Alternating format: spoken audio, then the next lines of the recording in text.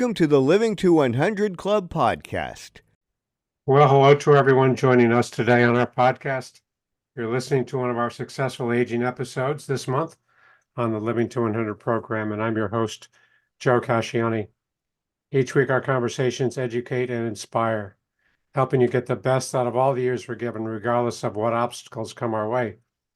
You can learn more about our club at our website, and be sure to take a look at my new training and activities manual called Better, Longer, and Happier, a guide to aging with purpose and positivity. This is a series of 12 modules in a card deck format, developed for activities directors at senior living communities to learn about psychologically healthy aging. These modules help to engage senior residents in activities that are cognitively challenging and foster a positive mindset. Module 1 is now on sale. Visit our website, livingto100.club/BLH. Now on to today's program. On today's podcast, we invite Frances Woolley as our guest. Dr. Woolley is an economist at Carleton University in Ottawa, Canada. She's an authority on challenges ahead as the baby boomer generation contemplates the risk of needing long-term care. We discuss the demands on healthcare systems as our population ages, the shortage of long-term care beds, and the inequities in paying for this care. As families now make huge sacrifices in caring for a spouse or a parent with little or no outside help, eventually this care shifts to a state here in the US or a provincial system in Canada that may be fragmented and inequitable. Can the infrastructure keep up with the improvements needed, considering constantly changing decision makers and uneven political influence? How should the risk of needing long-term care be shared among individuals, families, and governments? Is it possible to raise public funds to face the looming crisis as the need for dementia beds mushrooms? First, a little background. Frances Woolley is a professor of economics at Carleton University, where she's taught since 1990. Her research centers on families and public policy. Dr. Woolley's most cited work is on modeling family decision-making, measuring inequality within the household, feminist economics, and tax benefit policy towards families.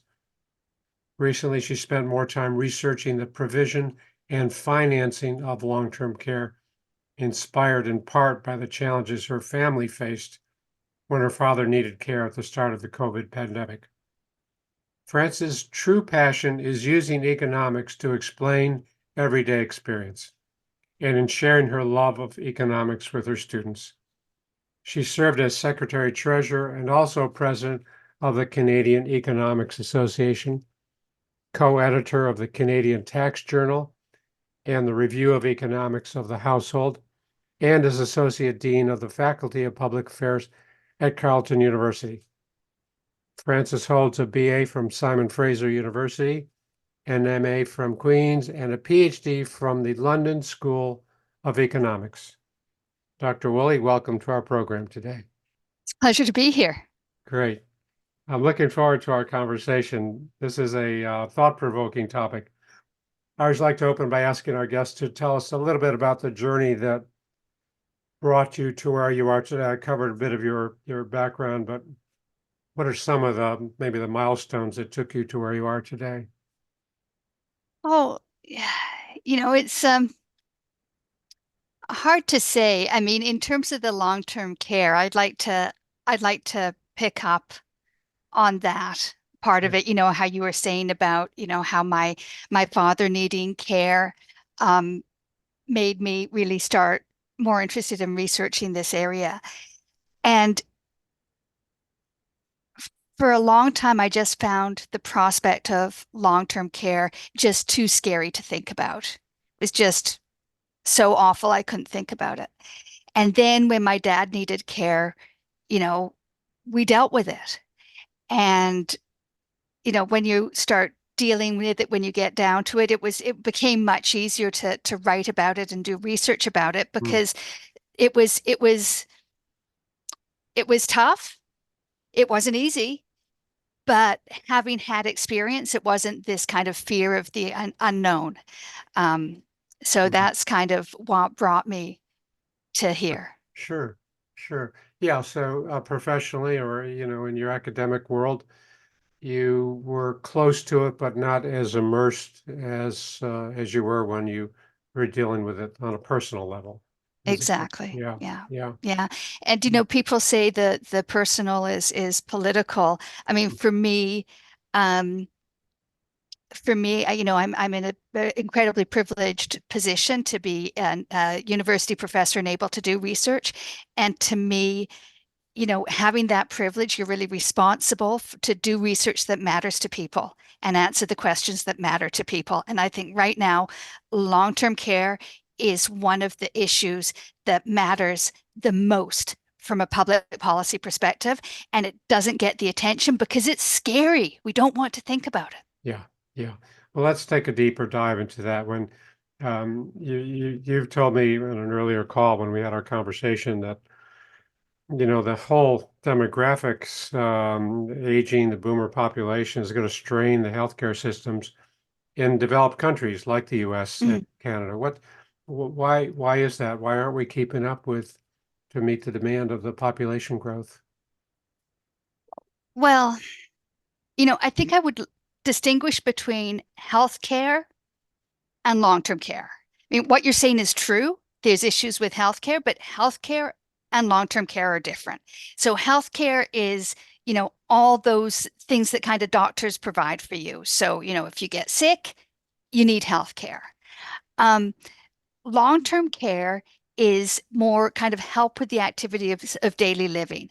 So it's, you need help getting dressed. You need help preparing your meals. You don't need a doctor for that. You don't need medical care for that. And it's not covered by Medicaid, right? So you've got the healthcare system, you've got the long-term care system. They're different. They're both in crisis. Okay. Now your question is, what is the what's the cause of Mhm. the crisis? Every country is different, and the United States is really very different when it comes to healthcare. Um, my son and daughter-in-law live in the US, and my daughter-in-law is currently pregnant. And I'll tell you, if she was in Canada, she'd get a fraction of the tests, a fraction of the care that she's Uh-huh. getting in the Sure, States. sure. So, the US the US, if you get good care in the US, you get the best care in the world. Um, but not everybody gets that. Mhm. Um, in terms of why it's challenging is people tend to need more. People are like cars. Like once you get a certain number of miles on the engine, stuff starts going wrong. And if you have an aging population, you've got more old cars on the road Yeah. and they need more maintenance, and you don't have any more mechanics than you used to. In fact, you probably have a fewer mechanics because your mechanics are retiring, and it's just that simple. Hmm. Well, yeah, and as you said, the healthcare system is different from long-term care, but the growing need for help with ADLs, activities of daily living, and Mm, shortage of these assisted living facilities. I mean, where I live here in Southern California, they're just building one after another of the independent mm. and assisted ALFs. And the nursing home, I think that whole demographic is still there, but I think it's not growing as fast as the ADL, assisted living facilities is growing. Mm.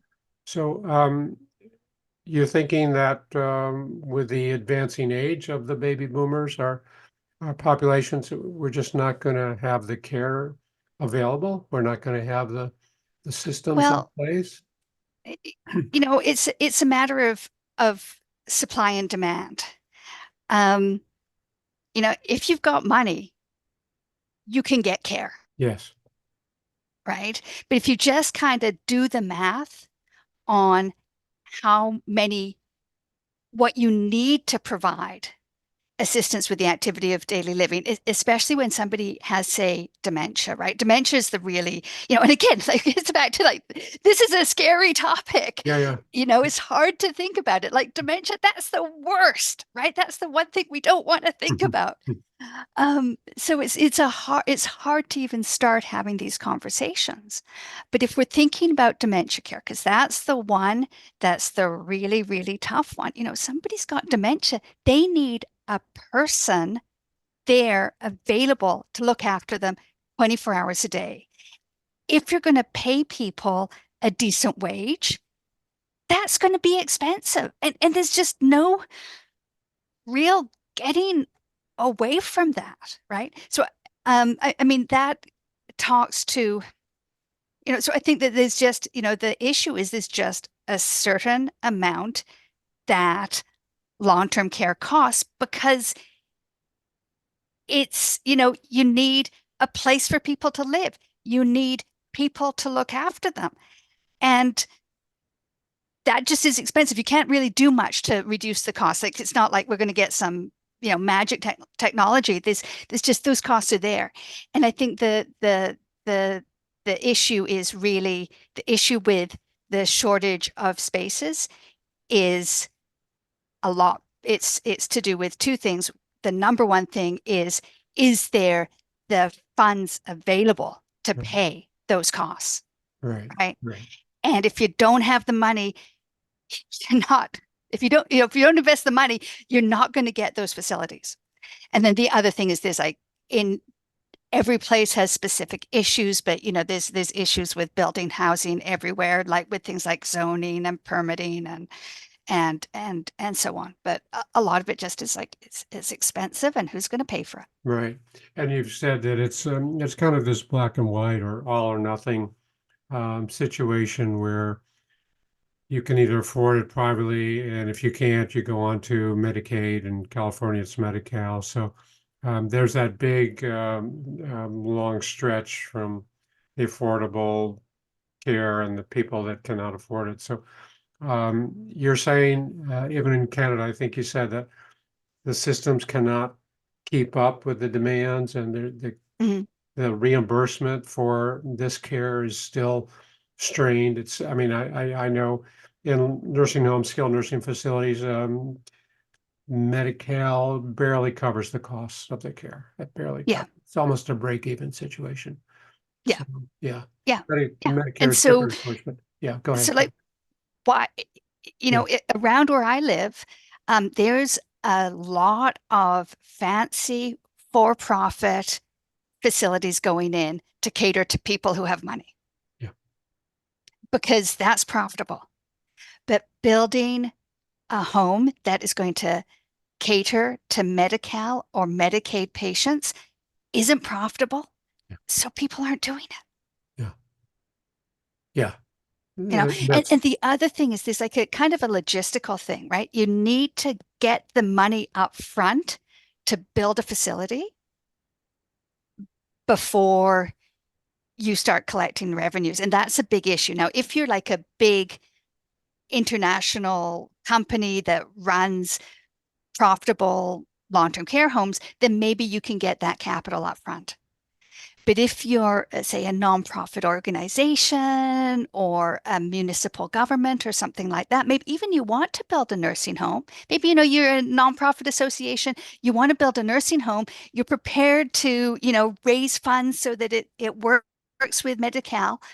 Where are you going to get the money up front to build the home? Right. And that's a big issue. Right. And it's a political issue as well as a practical issue. Because a government doesn't, like if you're the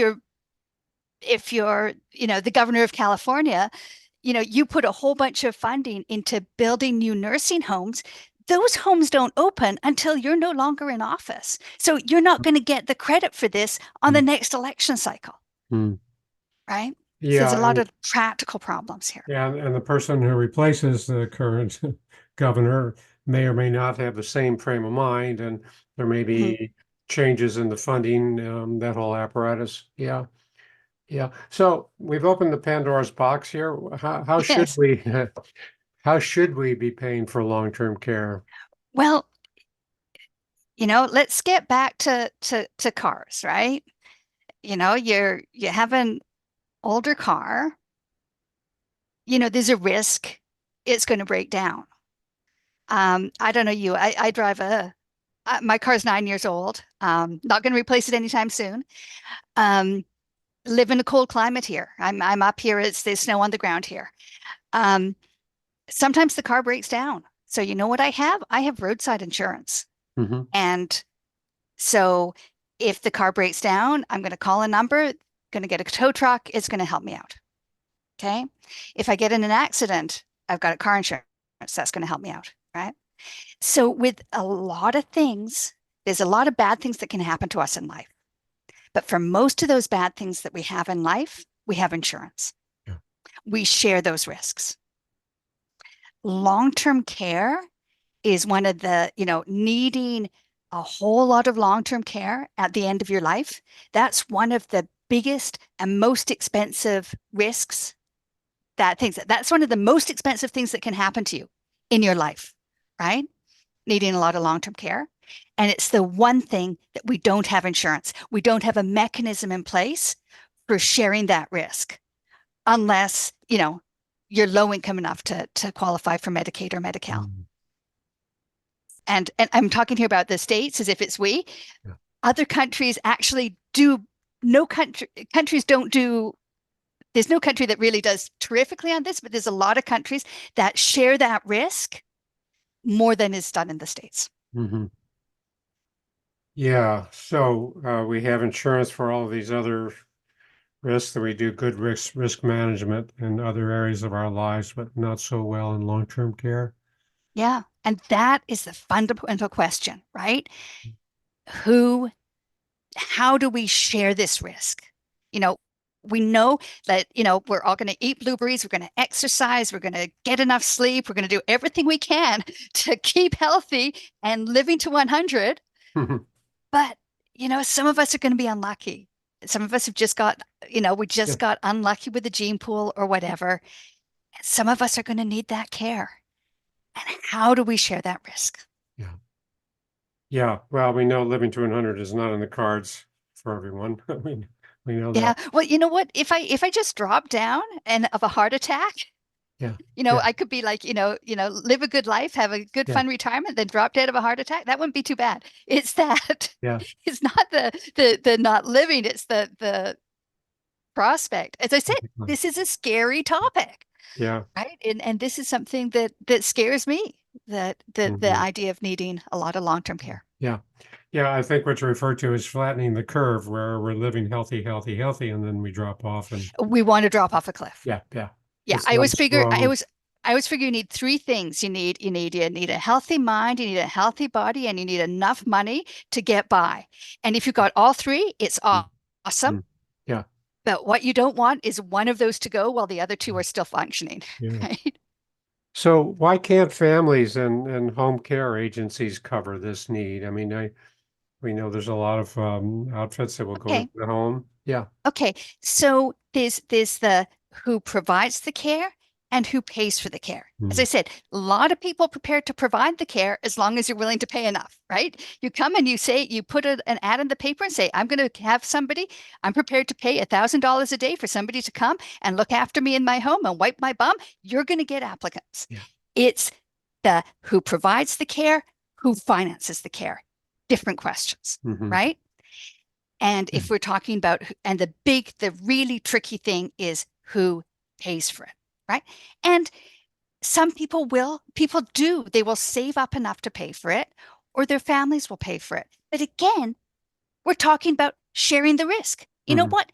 If I have a car accident tomorrow and I smash my car, yeah, I have enough money in my bank account to pay for the damage the car does and to buy a new one. But I don't want to drain my bank account. I want to share that risk. Okay. If we have families paying for long-term care, we aren't sharing that risk. Yeah. So how do we share the risk? Like, how do we, share the risk of paying for this care between families and between the community as a whole?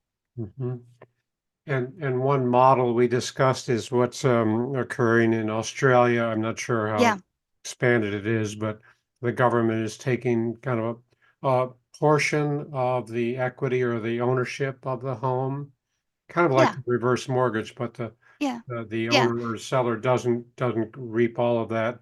The yeah, government takes a portion of it to cover future yeah, costs. Is yeah, that viable? That sounds yeah, like a pretty innovative program.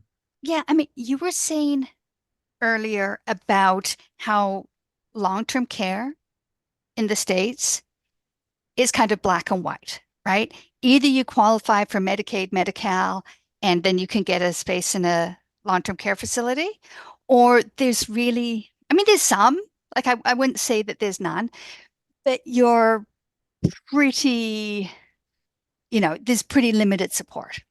Okay. Other countries are not like that. Okay.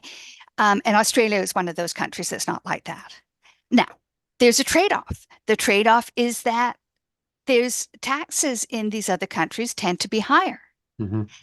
And so you have higher levels of taxes, but those higher levels of taxes buy you assistance with providing long-term care. So say you're in Australia, you need a certain level of care. Okay, so you go and it's like there's a checklist. It's like, can you walk? Can you do this? How functional are you, right? Are you like Joe here who's sleeping around having podcasts, or you maybe not quite so like Joe. Mhm. And maybe you can't, you're having problems working your computer or whatever, right? So there's a checklist. You figure out, okay, how much care do you need? And there's like a statement, a set test that figures out how much care you need. Okay. If you need care, it's like, okay, you need care. There's some money that's going to come from the government out of general tax revenues that's going to pay for that care. So it kind of works more like Medicare, right? You're going to get, you need that care, you get it. But you're also going to need to provide some of the costs yourself. You're going to have to cover some of the costs Mhm. yourself.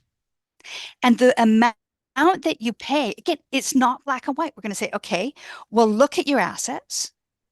We don't want to like bankrupt your spouse or anything like that. We want your kids to still be able to inherit something. So we'll look at your assets. Some of those assets are going to need to go towards long-term care. Mhm. So there's a sharing here, right? It's like, okay, this is your level of care. You're going to get some support from everybody in Australia, Mhm. like works with like the works with the way Medicare works. Yeah. And then some of this you're going to need to pay out of your own resources, Mhm. right? So there's a sharing. Sure. And how do the residents feel about that? I mean, There that is would no be place, there is no place where people are happy with their long-term care system.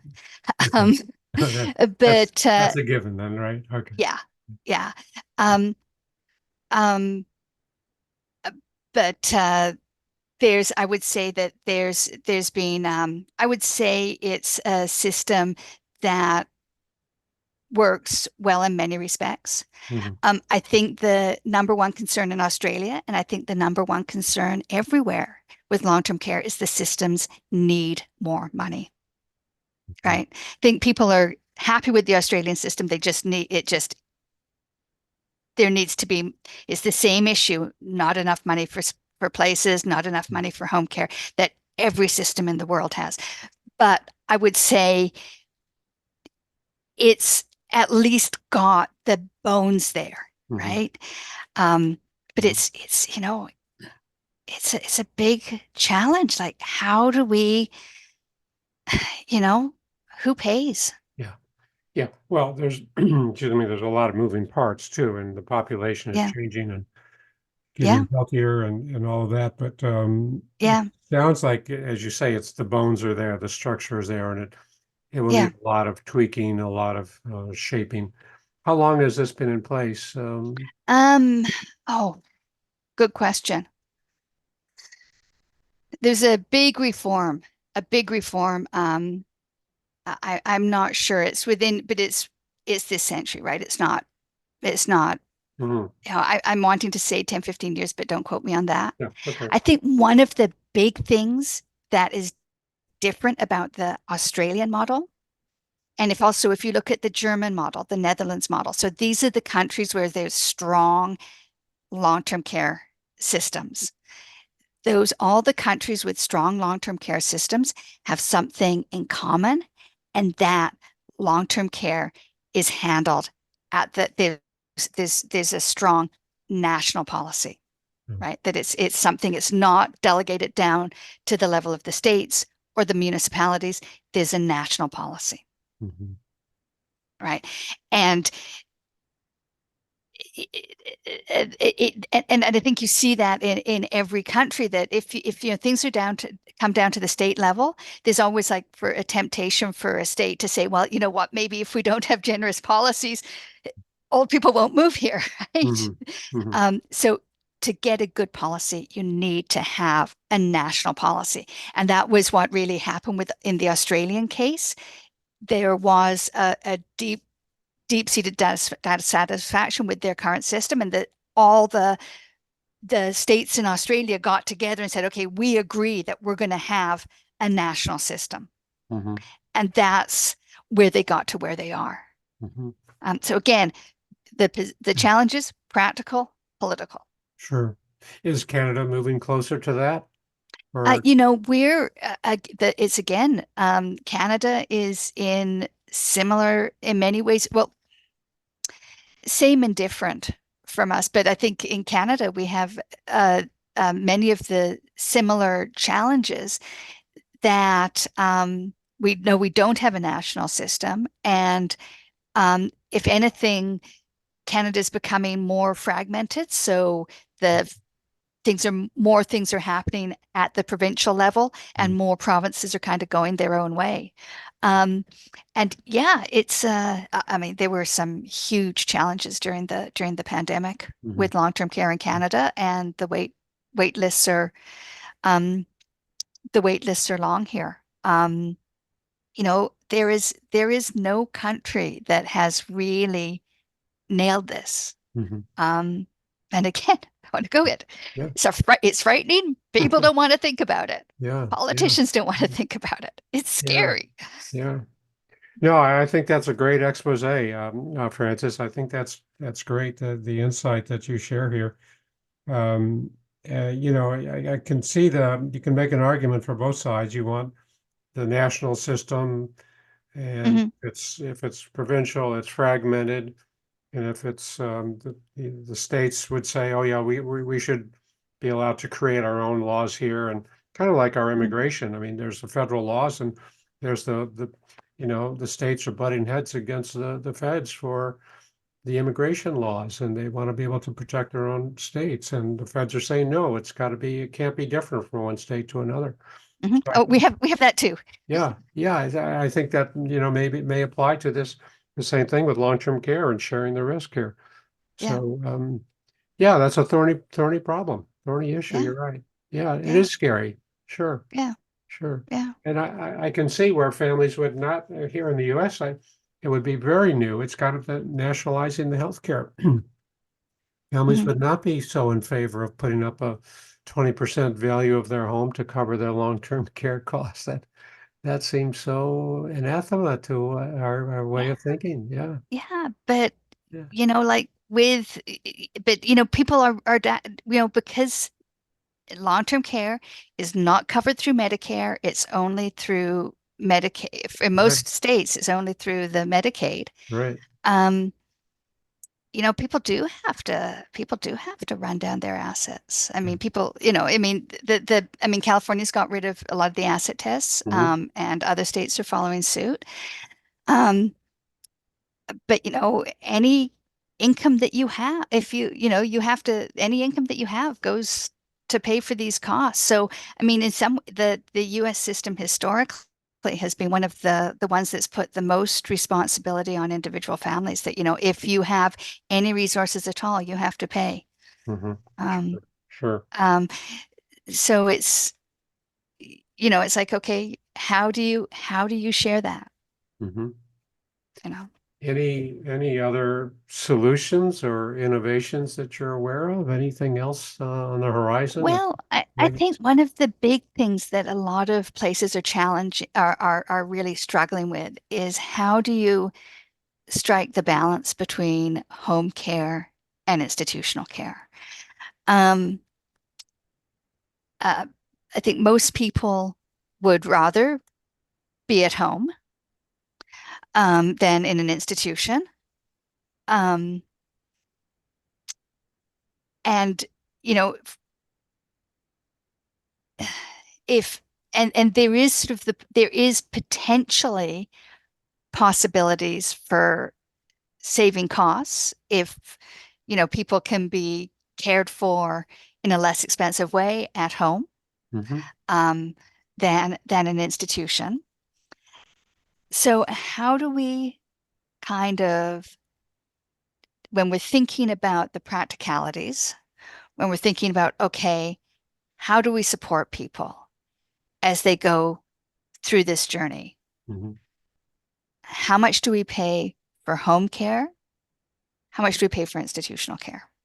Right? And how much is so how what supports are available in those two Mm-hmm. settings? Mm-hmm. And that's, I think, something that's a real struggle. Yeah. Are you seeing any Um, trends? Are you seeing is it trending more toward institutional kind of well, it's one of supplementing those or things that yeah. it kind of goes back and forth, Mm-hmm. right? I think home care is always very popular in theory. Right? People say, "Yeah, this is what I want. I want to be cared for in my own home." Um, but it's hard to do, Mm-hmm. right? So, the thing is, okay, so just in practicalities, if you're trying to provide care in the home, there's transportation costs. Like somebody's Sure. got to get to the home Sure. and back. And if you're living in a rural area, is somebody going to have a car to come to your home, right? Mm-hmm. And that's a big practical challenge with providing home care. Again, it's like with these things, it's a lot about just having the resources. And if you need to pay for somebody to drive to your home Mm-hmm. and back again, Yeah. it's more. Um, and I think there's a when you think about government policy and you think, I think there's always like this question of why can't we have nice things, right? And having care in the home as you get old is a nice thing. Yes. Mm-hmm. So why can't we have nice things, right? And I think one reason is that it costs a lot, Mm-hmm. right? But then it costs a lot to have somebody in an institution as well. So, maybe there's some room there. Sure. I think one of the why can't, if you're thinking about why can't we have nice things, um, one of the challenges is the fear that these services will be abused. Okay. So if we have home care available to help with meal preparation, to help with housework, to help with laundry, if those kinds of services are available, then everybody will want them. Mm-hmm. Yeah. Right. Um, I'm not sure that doesn't seem like a good reason why we can't have nice things, but I think it's like if we have nice things, everybody will want nice things. So we can't have nice things. Oh. Um, so Sure. I think Yeah. that's the challenge that I think that there's a fear that if um if governments provide assistance, families will step down and families won't provide the care. Mm-hmm. Um, I'm not sure that that's accurate. And even so, I think it's pretty harsh there's a limit to the amount of sacrifices we can expect people to make. Um, but I think this is the big challenge.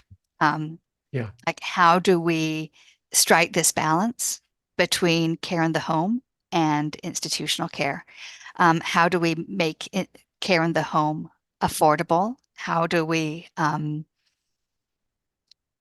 do we solve these problems that prevent Yeah. us from having nice things?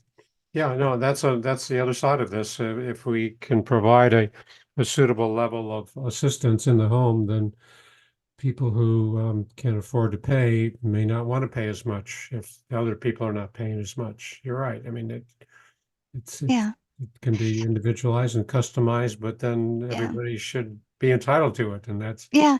yeah. But if a bit of help with, grocery shopping and food preparation is enough to allow you to stay in your home and out of an institution, Mhm, that's a great deal for everybody. mhm, mhm. Um, so it's like, Yeah, how do we do that? yeah, yeah. How do we provide people with those supports? Mhm. Um, there's other things about it too. I mean, there's like sorry, did you have a question? Were you No, going go to ahead. ask me a question or No, go ahead. No, go ahead. no? Yeah. And I think there's also questions about how we can support family. And one thing that, say, the German system allows, because the German system is very interesting, it's look a model for other countries, is with Germany, there's much more, okay, we're going to give you an allowance and you can use that for home care or you can use that for a nursing home or institutional care. Mm. Okay. So there's more like, we're going to trust you, we're going to give you some money and we're going to allow you to spend it. Um, but one thing that the German model does, which is super interesting, is they allow people to pay family for providing care,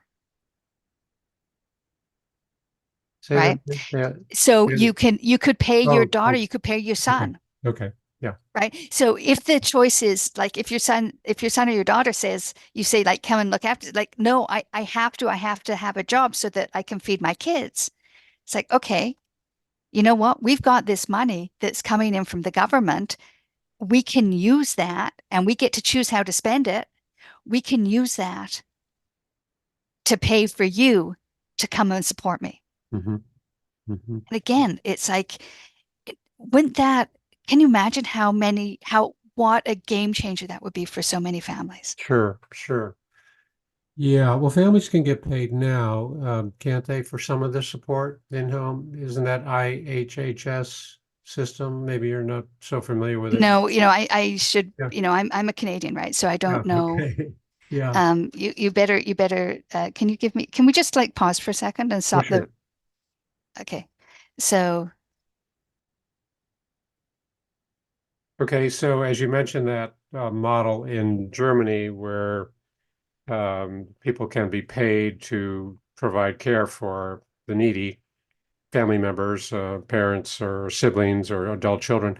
I think we have some version of that, at least here in California, in-home support services. So it's probably close, maybe not as well developed or as expansive as the German model, but you probably are familiar with some of that here. Maybe there's a few states, I guess, that have that. yeah, I mean, California is so interesting because it is a model in so many policy areas. And this is exactly the kind of the IHSS that you mentioned. Sorry, just a Hmm. second. Hmm. Sure.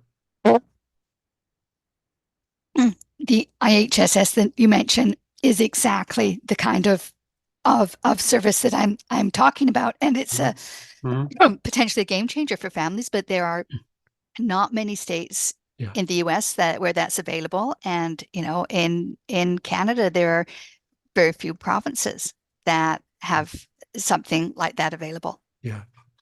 Well, I think our systems, unfortunately, are just not keeping up with the growing population and the demands. I mean, one thing I like to think of is people staying healthy longer, Yeah, living healthier lives, kind of improving lifestyles. So some of that dependency doesn't occur until very, very late. But, yeah, like I said, everyone knows that we some of these things we do not have control over. So yeah, I yeah, recognize the need is there. Yeah. I think we all want to fall off a cliff, right? Just go yeah, healthy, yeah, healthy, healthy, and then yeah, boom. yeah. And let's just, we can work on the healthy, healthy, healthy bit anyway. That's right. The cliff comes at some point. Yeah, Yeah. Well, yeah, that's a whole different conversation. yeah, that's right. So thanks very much. Any takeaways, any final takeaways? What would you hope our audience remembers from this conversation? I would say talk about it. Uh, Talk about it with your family. Think about it and prepare. hmm, Um, the odds are um, something like 70% of adults who survive to 65 in the United States will at some point need some kind of long-term care. hmm, So odds are this is coming for you. Okay, so plan plan for it and talk to your family hmm. and think about what those expectations are and find out what the services are. I would say one of the biggest things in Canada and certainly in my country, I would suspect from the reading I've done in your country as well, one of the biggest myths is people think, well, when I'm old and I need help, when I'm, if I have, one of these, things that happens when you get very old, it will be covered by Medicare, and Sure. it's not. It's So not. Yeah. inform yourself about what's out there and talk to your family. And if you're not happy with the system, there's other systems about, and use your time to be politically active and lobby Yeah, for change. for sure. For sure. Well, that's great advice. That's great advice. Talk about it, plan, learn what services are available, what your expectations are.